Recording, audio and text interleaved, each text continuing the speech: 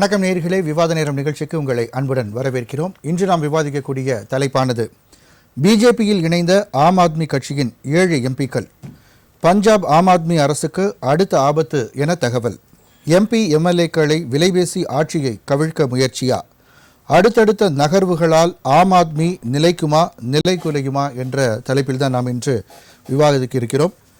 ராகவ் சத்தா நமக்கு நல்லா தெரியும், ஒரு பார்லிமெண்ட்லேயே ஒரு ஆக்டிவாக நிறைய அந்த ஆம் ஆத்மி சார்பாக பல கருத்துக்களை எடுத்து வைக்கக்கூடிய ஒரு உறுப்பினராக இருந்தார். பல்வேறு மத்திய வர்க்கத்தினருடைய பிரச்சனைகளை அதிகமாக அவர் நாடாளுமன்றத்தில் பேசி நாம் கேட்டிருக்கிறோம். அவர் தற்போது பிஜேபியையும் கடுமையாக அவர் விமர்சனம் செய்திருப்பதை நம்மால் பார்க்க முடிந்திருக்கிறது பல சந்தர்ப்பங்களில். ஆனால் இன்று ஒரு 7 எம்பிக்களாக சேர்ந்து இன்று பாரதிய ஜனதா கட்சிக்கு அவர்கள் தங்களை மாற்றிக்கொண்டிருக்கிறார்கள் என்ற ஒரு தகவல் மிகுந்த ஒரு அதிர்ச்சி அளிக்கக்கூடிய ஒரு விஷயமாக இருக்கிறது. அதாவது ஒரு 2/3 மெஜாரிட்டி மொத்தமாக இருக்கக்கூடிய அந்த மேல் சபையில் இருக்கக்கூடிய 10 எம்பிக்களில் 7 எம்பிக்கள் அந்த கட்சியை மாறியே அவர்கள் செல்கிறார்கள். இதில் கூட பல்வேறு கேள்விகள் எழுந்தது. அதாவது கட்சி தாவல் தடை சட்டமானது அந்த இடத்துல வந்து அப்ளிகபிள் ஆகுமா அப்படின்ற ஒரு கேள்வி. ஏன்னா நமக்கு தெரியும், ஒரு கட்சியில் ஜெயிச்சு ஒரு சட்டமன்ற உறுப்பினரோ நாடாளுமன்ற உறுப்பினராகவோ இருக்கும்போது வேறொரு கட்சிக்கு அவங்க தாவிட்டாங்க அப்படின்னா அவங்களுடைய அந்த ஒரு பதவி வந்து ரத்து செய்யப்படும் அப்படின்றது தான் கட்சி தாவல் தடை சட்டம். ஆனால் அதுலேயும் வந்து இவங்க வந்து கொஞ்சம் அதில் உள்ள அந்த நார்ம்ஸ் படி கரெக்டாக பண்ணியிருக்காங்க அப்படின்ற ஒரு தகவல் இருக்குது. அதாவது என்னென்னா, இருக்கக்கூடிய மொத்த எம்பிக்களில் மொத்தமாக ஒரு 66.7%, அதாவது 2/3 மெஜாரிட்டியில் வந்து அவங்க வந்து போனாங்க அப்படின்னா அவங்க வந்து தனியான ஒரு அணியாகவும் செயல்படலாம் அல்லது வேறு கட்சியிலையும் சேரலாம் அப்படின்ற மாதிரியான ஒரு ரிலாக்ஸேஷன் வந்து அந்த கட்சி தாவல் தடை சட்டத்தில் இருக்குது. ஸோ அதெல்லாம் வந்து கரெக்டாக இவங்க பிளான் பண்ணி தான் அவங்க வந்து அந்த 7 பேரை மொத்தமாக இப்போ வந்து போயிருக்காங்க. இப்போ நாடாளுமன்றத்திலையும் வந்து அதை அக்செப்ட் பண்ணிட்டாங்க. அந்த 7 எம்பிக்களுடைய அந்த மாற்றத்தையும் கட்சி மாற்றத்தையும் வந்து இன்றைக்கி அக்செப்ட் பண்ணியாச்சு. ஸோ இந்த சூழலில் வந்து இதுக்கப்புறம் பஞ்சாப்லேயுமே வந்து இவர் வந்து பஞ்சாபை சேர்ந்தவர் தான், இந்த உறுப்பினராக இருக்கக்கூடிய அந்த ராகவ் சத்தா அப்படின்றவர். பஞ்சாபில் ஆம் ஆத்மி கட்சி அங்கே ஆட்சி அமைப்பதில் மிக பங்கு ஆற்றினார். அவருடைய அங்கே களப்பணி அதிகமாக தீவிரமாக இருந்தது என்பதும் நமக்கு தெரியும். இந்த சூழ்நிலையில் தற்பொழுது பஞ்சாபிலும் அங்கே எம்எல்ஏக்களை விலைக்கு வாங்கி அந்த ஆட்சியை கவிழ்த்து மீண்டும் இன்னும் சில மாதங்களில் அல்லது அங்கு தேர்தல் வர இருக்கிறதுன்னு நினைக்கிறேன், 10 மாதங்களிலோ என்னமோ தேர்தல் வர இருக்கிறது. அந்த சூழ்நிலையில் மீண்டும் அந்த ஆட்சியை அங்கு பிஜேபி பிடிப்பதற்கான ஒரு காய் நகர்த்துவதாக இது அமையுமா? இந்த ஒரு முன்னெடுப்பு மீண்டும் பாஜகவில், அதாவது பஞ்சாபில் இருக்கக்கூடிய எம்எல்ஏக்களையும் விலைக்கு வாங்கி அங்கும் ஆட்சியை கவிழ்ப்பதற்கோ அல்லது பாஜக ஆட்சி அமைப்பதற்கோ ஒரு வழியை இது ஏற்படுத்துமா என்ற ஒரு கேள்வியையும், அதற்கான முயற்சிகளை பாஜக மேற்கொள்ளுமா, அந்த ஆபத்து இருக்கிறதா ஆம் ஆத்மிக்கு என்ற ஒரு பேச்சுகளும் தற்போது சென்று வருகிறது. இவ்வாறாக எம்பி எம்எல்ஏக்களை மொத்தமாக விலைக்கு வாங்குவது என்றது பிஜேபி மேலே தொடர்ந்து வைக்கக்கூடிய குற்றச்சாட்டாக தான் இருக்குது. அந்த வகையில் இந்த ஒரு விஷயமும் அப்படி பார்க்கப்படுது. இந்த மாதிரி அடுத்தடுத்த நகர்வுகளால் ஆம் ஆத்மி கட்சியுடைய எதிர்காலம் என்ன ஆகும் அப்படின்றது தான் மிகப்பெரிய ஒரு கேள்வியாக இருக்குது. ஏற்கனவே டெல்லியில் ஆட்சி இழந்திருக்காங்க. இந்த சூழ்நிலையில் இப்போ இன்னும் பஞ்சாப்லேயும் இந்த மாதிரி ஒரு அச்சம் ஏற்படுகிறது. அப்படின்போது ஆம் ஆத்மி கட்சியுடைய ஒட்டுமொத்த எதிர்காலமும் என்ன ஆகும் என்பதுதான் இன்றைய ஒரு முக்கிய ஒரு கேள்வியாக இருக்கிறது. அது பற்றி நாம் இன்று விவாதிக்க இருக்கிறோம். விவாதத்திற்கு செல்லும் நமது விருந்தினர்களை வரவேற்போம். முதலாவதாக ஆம் ஆத்மி கட்சியின் தமிழ்நாடு ஒருங்கிணைப்பாளர் வசீகரன் அவர்களை வரவேற்போம். இணையம் வழியாக நம்முடன் இணைகிறார். வணக்கம். அரங்கில் நம்மோடு இணையும் பாரதிய ஜனதா கட்சியின் ஹரிஹரன் ராஜா அவர்கள் வரவேற்போம். வணக்கம். தமிழ்நாடு காங்கிரஸ் கட்சியின் விஜய் கிருஷ்ணா அவர்களை வரவேற்போம். வணக்கம். வணக்கம். தமிழ் மாநில காங்கிரஸ் மூப்பனார் பிரிவு KRD ரமேஷ் அவர்களை வரவேற்போம். வணக்கம். வசீகரன் சார், உங்கள்கிட்ட இருந்து துவங்குறேன். சொல்லுங்கள், இந்த மாதிரி ஒரு நிலை, கிட்டத்தட்ட 7 எம்பிக்கள் பாஜகவில் இணைந்தது, பஞ்சாபிலும் இது போன்ற ஒரு ஆபத்து வருமா என்ற கேள்வி, ஒட்டுமொத்தமாக இந்த சூழல் பற்றிய உங்களுடைய முதல் சுற்று கருத்து. தெரியும், என்கிட்ட தான் ஆரம்பிக்க போறீங்கிறது நல்லா தெரியும். அதாவது அரசியல் நிகழ்வுகளை நாங்கெல்லாம் ஒன்றும் புதுசா ஒன்றும் அரசியல் இல்லை. ஆம் ஆத்மி கட்சி ஒரு புதிய கட்சி அல்ல இப்போதைக்கு. ஏன்னா 10 வருடத்துல மிகப்பெரிய வளர்ச்சியை நோக்கி வந்த ஒரு மாபெரும் கட்சி. முதல் வருடம் கட்சி ஆரம்பித்து அடுத்த ஆண்டே ஒரு ஆட்சியை பிடித்து காட்டிய கட்சி. அதோடு இந்தியாவின் 10 வருடத்தில் ஒரு தேசிய கட்சி அந்தஸ்தை பெற்ற ஒரு கட்சி. அப்படின்னா இதுக்கு எவ்வளவு பேர் உழைத்திருக்கணும். ஒரு பஞ்சாப் அடுத்த மாநிலத்துக்குள்ள போய் அவங்க வந்துருக்காங்க. இன்னைக்கு குஜராத் மோடிகளுடைய கோட்டைக்கே போயிருக்கிறாங்க, அங்கேயும் வென்று கொண்டு இருக்கிறாங்க. அப்படின்னு சொன்னா ஒரு 4-5 தலைவர்களை வைத்து இந்த கட்சி நடத்திருக்க முடியாது. இது ஏராளமான தலைவர்களை உட்கொண்டிருக்கிறதுனால தான் இன்னைக்கு மணிஷ் சிசோடியா, அட்டீஷ், அவர் ஜெயிலுக்கு போயிருந்தப்ப கூட அட்டீஷ்ங்கிற தமிழ் இந்தியாவுடைய டெல்லியினுடைய முதலமைச்சராக இருக்காங்க. இன்னும் சஞ்சய் சிங் போன்ற எல்லாருக்கும் வலுவான தொடர்ந்து பாராளுமன்றத்தின் சிங்கமாக முழங்கிக் கொண்டிருக்கின்ற சஞ்சய் சிங் இப்படி ஏராளமானவர்கள் இருக்கத்தான் சார். அரசியல்ல வந்து இது எதுவும் நடக்கக்கூடாது கிடையாது. இது நடந்ததுனால என்னமோ பெரிய வீழ்ச்சி வந்துருச்சு. வீழ்ச்சி எல்லாம் ஒண்ணும் கிடையாது.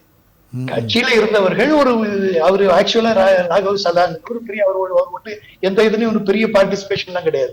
அவர் வந்து பஞ்சாப்காரரே கிடையாது. அவர் டெல்லியில இருந்தவர். டெல்லி ராஜேந்திர நகர்ல அவரை வந்து எம்எல்ஏவா தேர்ந்தெடுக்கப்பட்டவர். ஆனா நாங்க கொஞ்சம் அட்வான்டேஜ் அவர் கொடுத்தோம். ஒரு நல்ல இளைஞரா இருக்காரு, உனக்கு வரட்டும், நல்லா வரட்டும்ங்கிற ஒரு நம்பிக்கை, நல்லா படிச்ச பையனா இருக்காங்க அவர் கொடுத்து அவர் அந்த ரிசைன் பண்ண சொல்லி அவர் இன்னும் பஞ்சாபுக்கு பொறுப்பாளராக கொடுத்தோம். பஞ்சாப் பொறுப்பாளரா இருந்து அங்க வந்து செயல்படுத்தணுங்கிறதுக்கு அவர் இன்சார்ஜா தாங்க போனார். அவர் ஒன்றும் பஞ்சாப்காரனா இங்க கிடையாது. ஆக அங்க போய் அவர் இன்னும் இவர் மட்டுமே போல, இன்னும் சில பேர்லாம் போய் எல்லாரும் நின்றுதான் அதை எல்லாரும் இணைந்து போராடியதன் விளைவுதான் ஆட்சி மிக வலுவான ஒரு ஆட்சி, அதிக மெஜாரிட்டி உள்ள ஒரு ஆட்சி அங்க வந்ததுங்கிறத யாரும் மறுக்க முடியாது. அதை தொடர்ந்து பஞ்சாபோட நாங்க நின்று இல்லை, எல்லா மாநிலங்களும் கோவா உட்பட எல்லா இடத்துலையும் நாங்க வந்துட்டு தான் இருக்கிறோம். தொடர்ந்து பல தலைவர்கள் எல்லாம் கொண்ட ஒரு கட்சி தான். ஆகையினால இது வந்து எங்களை எந்த விதத்திலையும் பாதிக்காது. இது நீங்க சாதாரணமாக எடுத்துக்க முடியுமா தெரியல சார். இப்போ 10 மெம்பர் இருந்த இடத்துல ஒருத்தர் 2 பேர் போனீங்கன்னா சொல்லலாம் அது சாதாரண நிகழ்வுன்னு. ஒரு 7 பேர் ஒட்டுமொத்தமா போயிட்டு இப்போ 3 பேர் தான் இருக்காங்க அப்படின்ற போது அது நீங்க இவ்வளவு சாதாரணமா எடுத்துக்க முடியுமா அப்படின்ற ஒரு கேள்வி. என்ன செய்ய முடியும்? ஒரு அரசியல் வந்து வீழ்ச்சிகள் வெற்றிகளை நாங்க எவ்வளவு சந்தோஷமா ஏற்பட்டோம். ஒரு பூமாலை போடும் போது சந்தோஷமா இருக்கிறோம். அதே வந்து வேற பாதிப்பு வரும்போது இப்போ ராகவ் சத்தா வந்து எவ்வளவு ஆக்டிவா இருந்தாருன்னு தெரியும். இப்ப அவரே வந்து அலிகேஷன் வைக்கிறாரு. இது வந்து நீங்க சொன்னீங்க கொஞ்சம் இருங்க சார், ஆக்டிவ் தான் கிடையாது. அவர் ஜெயிலுக்கு அரவிந்த் கெஜ்ரிவால் அவர் ஜெயிலுக்கு போனப்போ தப்பிச்சு ஓடி போனார். என்ன ஓடி போய் லண்டன்ல போய் இருந்துட்டாரு. அதுக்கப்புறம் அவருடைய ஆக்டிவிட்டியே கிடையாது. இல்ல சார், அண்ணா ஹசாரே அவர்களுமே வந்து குற்றம் சாட்டுறாரு. இது வந்து அண்ணா ஹசாரே விடுங்க சார், ஒரு விஷயம் சம்பந்தம் இல்ல சார். அதுக்கு முன்னாடி இந்தியா அகைன்ஸ்ட் கரப்ஷன்ல அவரை வந்து முன்னிறுத்தி இந்த டீம் வந்து அவரை முன்னிறுத்தி ஒரு ஆள் தேவையை கொண்டு வந்து உட்கார வைக்கப்பட்டவர் தான் அவர். வந்து அவரால இந்த இந்தியா அகைன்ஸ்ட் அதை புரிஞ்சவங்க தான் புரியும். இந்தியா ராகவ் சத்தா வைக்கக்கூடிய ஒரு குற்றச்சாட்டு என்னன்னா, ஊழலுக்கு எதிராக ஆரம்பிக்கப்பட்ட கட்சியானது இன்று ஊழல்வாதிகளின் கைகளில் இருக்கிறது அப்படின்ற ஸ்டேட்மெண்ட் தான் அவர் கொடுத்திருக்காரு. வெளியில போறவங்க என்ன சொல்லுவான், ஏதாவது சொல்லணும் இல்ல, சொல்ல சும்மா இல்லையே நான் சூப்பரா நடத்தணும் பண்ணணும் போக முடியும். அவருக்கு வந்து வெளியே போகணுங்கிற முடிவு, அவருக்கு நல்ல ஒரு நடிகையை கல்யாணம் பண்ணிட்டாரு. அவர் அடுத்தது சொகுசு தேவைப்பட்டுருச்சு. அடுத்தடுத்த நிலைக்கு போக வேண்டிய அவருடைய தேவைகள், அவர் இருந்த பழைய ராகவ் சதாவா அவர் இருந்த கொஞ்சம் நல்லா இருக்கு. ஏன் வந்து முக்கியமான பிரச்சனைகளை பேசாம ஒரு பஞ்சாப்காரங்க தானே எம்எல்ஏக்கள் தேர்ந்தெடுத்து எம்பி ஆக்கினாங்க. அப்ப பஞ்சாபுக்கு ஒரு பேசணுமா இல்லையா? அங்க சமோசாவை பத்தி இதையும் பத்தி பேசுறதுக்கு, செல்போனை பத்தி பேசுறதுக்கு அவர் போனாங்க. அங்க ஏராளமான ஊரக மேம்பாட்டுக்கிட்ட 8000 கோடி ரூபாய் பணம் வரணும். அதை பேச சொல்லி பஞ்சாப்ல இருந்து எத்தனையோ தடவை கேட்டுக்கிட்டாங்க, செய்யல. ஜிஎஸ்டியால பல பிரச்சனைகள் இருக்குன்னு பணம் வரணும் பல இது கேட்டிருக்கிறாங்க. அதை பத்தி அவர் பேசுனதே கிடையாது. தேசிய சுகாதார திட்டத்தின் கீழே பல விவகாரம் இருக்கு. கடந்த வாரம் மிகப்பெரிய வெள்ளம் வந்தது. அந்த வெள்ளத்துக்கு வந்து 1600 கோடி ரூபாய் மத்திய அரசு ஒதுக்கிறது. ஆனால் அது ஒழுங்கா வரவே இல்லை. அதை பத்தி பேசுங்கன்னு சொன்னதுக்கு அவர் பேசவே இல்லை. அவருடைய நோக்கம் அவர் வந்து என்னன்னு கேட்டா, அவருக்கு தேவை ஏற்பட்டு போச்சு. ஆக இதை வந்து எப்படி குறைக்கலாம் என்ற ஒரு வேகம் ஏற்பட்டு போச்சு. அப்போ சார், இப்போ ஒட்டுமொத்தமா பார்க்கும்போது தலைமைன்னு பார்க்கும்போது இவ்வளவு பெரிய ஒரு முக்கியமா ஒரு 7 எம்பிக்களை தக்க வைக்க தவறிட்டாரா அரவிந்த் கெஜ்ரிவால்? ஏற்கனவே மிகப்பெரிய வீழ்ச்சி, நீங்க சொன்னீங்க எவ்வளவு வேகமா வளர்ந்தாங்களோ அவ்வளவு வேகமான வீழ்ச்சியையும் சந்தித்து கொண்டிருக்கிறாங்க. அதை சொல்ல வராதீங்க, வீழ்ச்சி கிடையாது. ஒரு பின்னடைவு தான், நான் இல்லை மறுக்கல. அதே மாதிரி வீழ்ச்சி கிடையாது. அரசியல்ல வந்து இது எல்லாருக்கும் ஏற்படுறதுதான். எப்பேற்பட்ட திமுகவும் சரி அண்ணா திமுகவும் சரி வீழ்ச்சிகள் சந்திச்சது இல்லையா? இல்ல பிஜேபி வந்து திடீர்னு வந்துச்சு? இல்ல சார், ஒரே ஒரு சின்ன கேள்விதான். இப்ப கிளீன் ஷீட்ல ஒரு இதுலதான் வந்து அவருடைய பிரச்சனை வந்துட்டு இருந்தது. அவருடைய வாக்குகள் எல்லாமே வந்து இவர் 2 கட்சிக்கு மாற்றா அவர் வந்தாருன்னு சொல்லி, இன்னைக்கு அந்த கிளீன் ஷீட்ன்றதே ஒரு கொஸ்டின் மார்க்கா இருக்கும்போது இன்னும் போச்சு. டெல்லி நீதிமன்றமே ஆதாரங்கள் இல்லைன்னு சொல்லி அரவிந்த் கெஜ்ரிவால் விடுதலை பண்ணிருக்கிறேன். எப்படி கிளீன் ஷீட் இல்லைன்னு சொல்ல முடியும்? இவர்கள் எல்லாருமே வழக்கு சார். ஜெயலலிதா ஒருத்தங்க தான் சார் கன்விக்ட் சார். அவங்க எங்க கட்சியில யாரும் கன்விக்ட் ஆச்சா? இல்ல. விசாரணைங்கிற பேர்ல உங்கள்கிட்ட இருக்கிற ஏஜென்சி வச்சு உங்க சிபிஐ இடி எல்லாம் எதுக்கு வச்சிருக்கீங்க? உடனே எங்க மேல எல்லாருமே வழக்கு போடுவீங்க. போட்டுட்டு நீங்க நிரூபிச்சிருக்கீங்களா? நிரூபிச்சா தானே ஒத்துக்கணும் நாங்க குற்றவாளி. உடனே நீங்க சார் முதல்ல வந்து எங்க தலைவர்களுடைய இமேஜ் டேமேஜ் பண்றது பிஜேபியோட வேலை. அதுல மறுக்க முடியுமா? அதுல அது எத்தனையோ சான்றுகள் உதாரணங்கள் எத்தனையோ இருக்கு. எத்தனையோ மாநிலங்களை கலைச்சிருக்கிறீங்க. இப்ப வந்து பஞ்சாபை கலைக்கிறத பத்தி பேசிட்டு இருக்கீங்க. பஞ்சாப் கலைஞர்லாம் இன்னொரு 1 வருஷம் இருக்குது. கலைஞர்ல கலைச்சா நாங்க அதை பத்தி ஆம் ஆத்மி வந்து தைரியமா இருக்குங்க. இது மாதிரி ஒரு வேகமான கட்சியை நீங்க பார்க்கவே முடியாது. திருப்பி நாங்க கண்டிப்பாக நீங்க கலைச்சீங்கன்னா அது பிஜேபிக்கு மிகப்பெரிய இழப்பு தவிர ஆம் ஆத்மி அது பிளஸா தான் இருக்கும். அதனால வந்து இருக்கிறவர்களை பயன்படுத்தி கொண்டு நீங்க என்ன என்ன விளையாட்டு நீங்க விளையாடுற விளையாட்டா எத்தனையோ விளையாட்டுகள் விளையாட்டு இதையெல்லாம் பார்த்து முந்தி மாதிரி இப்ப அரசியல் கட்சிகள்லாம் இந்தியாவுல இல்ல. உங்களுடைய அந்த ஏமாற்று வேலைகளுக்கும் இதுக்கெல்லாம் இன்னைக்கு தமிழ்நாட்டுல எவ்வளவோ முயற்சி பண்ணிட்டு தான் இருக்கிறீங்க. ஒவ்வொரு மாநிலத்திலும் முயற்சி பண்ணிட்டு தான் இருக்கிறீங்க. அந்த வகையில முன்னே சொல்லிடுறேன், இது வந்து என்ன நடந்துச்சுன்னா இது வரைக்கும் பேசாம இருந்தாங்க. இந்த நிகழ்வுகள் நடந்துகிட்டு இருக்குன்னு எங்களுக்கும் தெரியும். இந்த மாதிரி ஏற்பாடுகள் நடந்துகிட்டு அதுக்கான வேலைகளை நாங்களும் தடுத்துக்கிட்டு தான் இருந்தோம், பார்த்துக்கிட்டு தான் இருந்தோம். ஆனா கடைசியா இவங்களால பொறுத்துக்க முடியல. இவர் திமுகவுக்கு ஆதரவாக தமிழ்நாட்டுக்கு வந்து பிரச்சாரம் செய்வார் அரவிந்த் கெஜ்ரிவால் என்று இவர்கள் எதிர்பார்க்கவே இல்லை. யாருமே எதிர்பார்க்காத ஒண்ணு அது நடந்த உடனே உங்களுக்கு மிகப்பெரிய மன உளைச்சல் ஏற்பட்டு எதையாவது தடுத்தாகணுங்கிறது இந்த நேரத்தில் அவர்களை அழைத்து அடுத்து வெஸ்ட் பெங்காலுக்கு வர்றேன்னு சொல்லிட்டாரு, போயிட்டாரு. இதெல்லாம் பார்த்து இவர்களுடைய வேலைதான் இந்த சதி திட்டம். தமிழ்நாட்டுல வந்து அரவிந்த் கெஜ்ரிவால் வந்து பிரச்சாரம் பண்ணிட்டு இங்க தமிழ்நாட்டுல ஆம் ஆத்மிக்கு அவ்வளவு பெரிய ஒரு செல்வாக்கு இருக்குன்னு நினைக்கிறீங்களா சார்? இருக்கு சார், எப்படி இல்லாம போகும்? எலெக்ஷன் உங்களுக்கு தெரியல, அவ்வளவுதான் கணக்கு தெரியல. நானே ஸ்ரீபெரும்புதூர் தொகுதியில 1000 ஓட்டுகள் கிடைக்கும் நானே நினைச்ச இடத்துல 20,000 ஓட்டு வாக்கு வாங்கினேன். எங்கள் கட்சி கொண்டு ஆம் ஆத்மிக்கு ஓட்டு போடாதீங்க அப்படி போடுற ஒண்ணு தமிழ்நாட்டில் இல்ல. அது வேணா பிஜேபிக்கு இருக்கலாம், வேற கட்சிக்கு இருக்கலாம். ஆனா ஆம் ஆத்மிக்கு அந்த மாதிரி நிலைமைகள் கிடையாது. தமிழ்நாட்டில் ஆம் ஆத்மி கட்சி நல்லாதான் இருக்கு. கண்டிப்பா நின்னதுக்கு அப்புறம் தெரியும். ஓகே சார், கண்டிப்பா அடுத்த சுற்றுல என்ன விரிவா பேசுவோம். ஹரிஹரன், அதாவது இந்த குதிரை பேரம் அப்படின்ற ஒரு வார்த்தையை வந்து பயன்படுத்துவதில் மிகப்பெரிய எக்ஸ்பர்ட்ஸ் வந்து பிஜேபி அப்படின்ற குற்றச்சாட்டு தொடர்ந்து வைக்கப்படுது. பல மாநிலங்கள் அதற்கு உதாரணமாக இருக்குது. அதன் அடுத்த கட்டமாக இப்போ பஞ்சாப்லேயும் வந்து ஆரம்பிச்சிருக்கீங்களா? இப்போ இந்த 7 எம்பிக்கள் நகர்வு இது மாதிரியான பல்வேறு விஷயங்கள் தொடர்ந்து பிஜேபி மேலே வைக்கக்கூடிய குற்றச்சாட்டாக இருக்குது. முதல்ல இந்தியா முழுவதும் இன்று பாரதிய ஜனதா கட்சியினுடைய அலை, அந்த அலையில் நல்ல விஷயங்கள் நடக்குது, நல்ல வளர்ச்சிகள் நாடுகள் பல மாநிலங்கள் பெறுது. ஒரு நாடு உலக நாடுகளிடையே பெரிய அளவில் மரியாதை பெற்று பெரிய அளவில் கௌரவம் பெற்று இன்னைக்கு இந்தியன் சொல்கிறதுக்கு நம்ம ஊர்லேருந்து அங்கே போய் தங்குறவங்களாக இருக்கட்டும், வெளிநாட்டவராக இருக்கட்டும் ரொம்ப பெருமைப்படக்கூடிய விஷயமா இருக்குது. இன்றைக்கி எல்லா தரவுகளிலும் எல்லா ஜிடிபியிலையும் இந்திய நாடு பெருமளவில் கொடிகட்டி பறக்கக்கூடிய சூழ்நிலை. இவ்வளோ பெரிய அசுர வளர்ச்சியை ஒரு நாட்டிற்கு தருகிற நேரத்தில் ஆம் ஆத்மி கட்சி தனது கொள்கையிலிருந்து வெளியேறி விட்டதாக, அதிலிருந்து தடம் பிறண்டு விட்டதாக அவங்க கட்சியினுடைய நாடாளுமன்ற உறுப்பினர் வெளியே பேசியிருக்கிறார். ஒரு நாடாளுமன்ற உறுப்பினர் அந்த கட்சியை சார்ந்து பேசும்போது அவரை பேச விடாதீங்க அப்படின்னு சொல்லி மாநிலங்களவையினுடைய தலைவரிடையே போய் சொல்வதாகவும், இப்படியெல்லாம் தொடர்ந்து அடக்குமுறையை ஒரு சொந்த கட்சி எம்பிக்கு செஞ்சா அது என்னன்றது நமக்கு தெரியல. பட் அவங்க சொன்ன ஸ்டேட்மெண்ட் நல்ல ஃபேமஸ் ஆயிட்டு வந்தார், இந்தியா நல்ல பிரபலமாய் வந்தாரு. இத்தனைக்கும் எங்க கட்சியை சார்ந்தே பல எதிர்ப்பு கருத்துக்களையும் சொல்லியிருக்கிறாரு. ஆனாலும் கெஜ்ரிவால் அவர்கள் தான் மட்டும்தான் இந்த கட்சியில் தெரிய வேண்டும், வேற யாராவது ஒருத்தர் மைலேஜ் எடுத்து வந்துட போறாங்க அப்படின்ற ஒரு அச்சத்தின் காரணமா செஞ்சாரான்றது தெரியல. அந்த நாடாளுமன்ற உறுப்பினர் வெளியே வந்து கிட்டத்தட்ட ஒரு 10 பேர் இருக்காங்க, அதுல 7 பேர் இன்னைக்கு தேசிய நீரோட்டத்தில் இன்னைக்கு வளர்ச்சியின் பாதை இந்திய நாட்டிற்கு தேவை.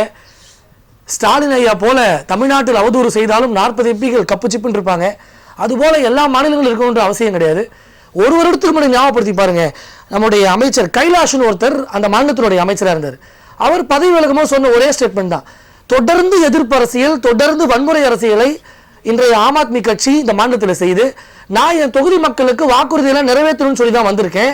ஆனா அரவிந்த் கெஜ்ரிவால் போற போக்கு பார்த்தா என் தொகுதி மக்களுக்கு எதுவும் செய்யக்கூடிய வாய்ப்புகள் இல்லை, அதனால நான் கட்சி பொறுப்புகளெல்லாம் விட்டு விலகிறேன், என்னுடைய பதவியை ராஜினாமா செய்யறேன்னு சொல்லி ஒரு சிட்டிங் அமைச்சர் ஓடுறாங்க. சரி, அரவிந்த் கெஜ்ரிவால் வந்து வந்ததுல பிஜேபி ரோல் எதுவுமே இல்லை, அவங்க அதிருப்தியால வந்துட்டாங்க. ஏங்க பிஜேபிக்கு இதுல என்ன ரோல் இருக்குன்னு நீங்க நினைக்கிறீங்க? ஆம் ஆத்மி வருகிற தேர்தலில் கரைந்து போக போகுது. இப்போ வரக்கூடிய பஞ்சாப் மாநிலத்தில் வரக்கூடிய 2027 தேர்தல் நடக்க போகுது. மக்கள் பாடம் புகட்ட போறாங்க.